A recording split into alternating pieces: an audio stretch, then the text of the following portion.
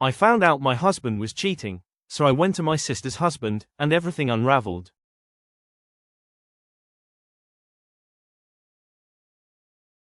I found out my husband was cheating, so I went to my sister's husband, and everything unraveled.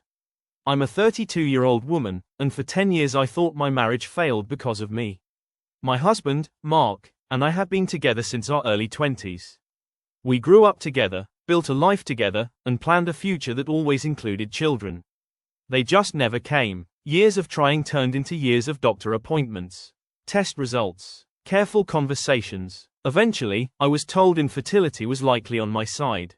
I remember the crushing weight of that word. I remember apologizing to my husband like I'd committed some unforgivable crime. Mark held my hand and told me he loved me, told me it didn't matter. Meanwhile, my younger sister Lily, 2 years younger, always effortlessly lucky, was living the life I'd imagined for myself. She married her husband, Ryan, and quickly had 2 kids. Everyone called her the fertile one. The joke stung more than anyone realized. I smiled through it. I showed up. I babysat. I swallowed my pain. Looking back now, the signs were everywhere. Mark was always around Lily, helping her with errands, watching the kids, picking up groceries. If her husband Ryan was working late, Mark somehow knew exactly when to step in. Any discomfort I felt, I buried. Who suspects their own sister? The truth didn't come out in a dramatic way. It slipped in quietly, on a random weekday night, the kind you forget as soon as it's over. I was sitting on the couch using Mark's tablet to order groceries. His phone was charging in the kitchen. Nothing felt suspicious. Nothing felt tense. Then a notification appeared at the top of the screen. Just a preview. 1 sentence. I didn't realize how much I missed nights like that. I stared at it longer than I want to admit. I didn't open it. I didn't swipe it away. I just sat there, heart racing, staring at that single line, knowing it didn't belong to anything innocent. Mark walked into the room a few seconds later, smiling, completely unaware that something had already shifted. I put the tablet down like it had burned me. That night, after he fell asleep, I went looking. I told myself I was just checking. That I needed peace of mind. That I'd feel stupid in the morning. Instead, I found months of messages. Then years. Carefully deleted threads. Familiar nicknames. Photos that weren't explicit, but were intimate in a way that made my stomach turn. Dates and times that lined up too cleanly to be coincidence. The affair wasn't new. It had been woven into the background of my life for years. And the more I looked, the worse it became. The timeline overlapped with Lily's pregnancies. All of them. When I finally confronted Mark, he didn't deny it. He just collapsed into excuses. He said it started when Lily needed support. That it wasn't planned. That it was a mistake that went too far. He swore it was over. I listened. I nodded. I didn't believe a word. Because by then, I already knew. She was pregnant again, with his child. That night, after hours of crying and shaking in the dark, something inside me went quiet. Not rage. Not hysteria. Clarity. And once I had it, another truth settled in. Something else didn't add up at all. Ryan, Lily's husband. He had always seemed uneasy. Quietly distant. The kids didn't resemble him much. Mark was always there instead. So I went to him. I didn't accuse. I didn't dramatize. I simply told him I had discovered an affair between my husband and Lily, and that the timeline overlapped with his children's births. He went pale. Then he said something I'll never forget. I've suspected for years. I just never thought my worst fear could be that bad. He admitted he'd questioned paternity before but was gaslit into silence. Lily told him he was paranoid. Mark played the supportive brother-in-law. We decided to do DNA testing. Quietly, legally, without telling anyone. The results came back. Neither child was his. Ryan sat in silence for a long time.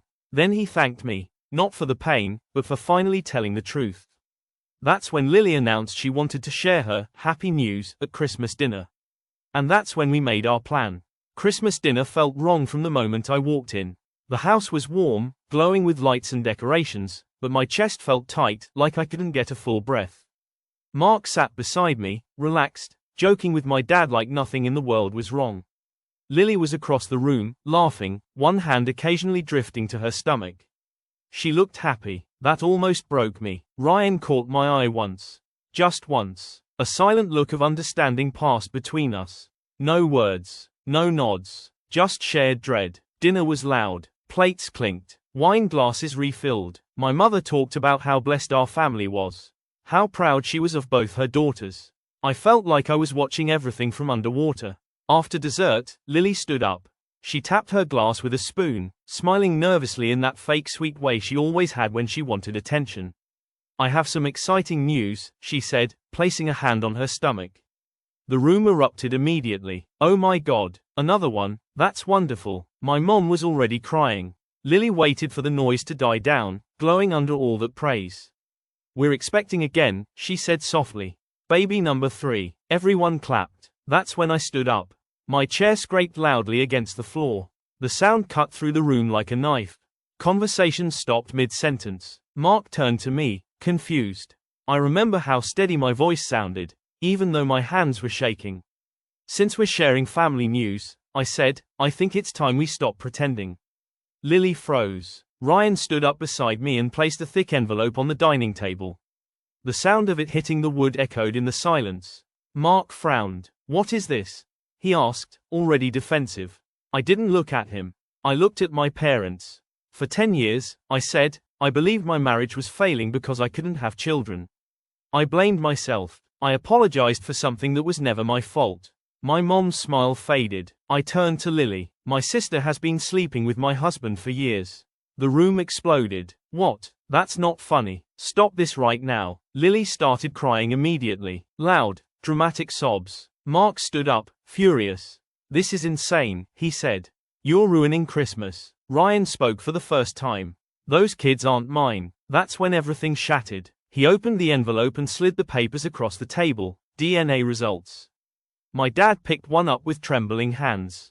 My mother stared at the words like they were written in another language. Both children, Ryan continued, his voice hollow, are biologically Mark's. Lily screamed. Not cried, screamed. She tried to grab the papers, shouting that it wasn't fair, that it was a mistake, that everyone was against her. Mark tried to explain. He stammered, blamed stress, blamed proximity, blamed feelings that got out of control. I finally looked at him. You let me believe I was broken, I said quietly. While you were having children with my sister. Silence followed, heavy, suffocating. My mother sat down hard, like her legs gave out. My father looked at Mark with a rage I'd never seen before. Ryan turned to Lily. Were you ever going to tell me? He asked.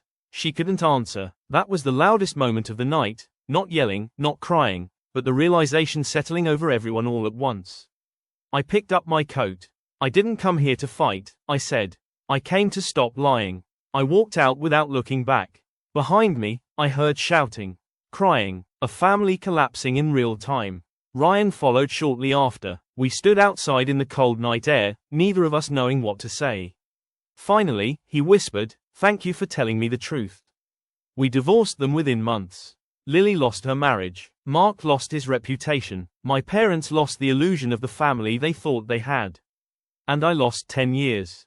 But I also gained something I hadn't had in a long time. Peace. Because the truth doesn't destroy families. Lies do. And all I did was stop protecting theirs.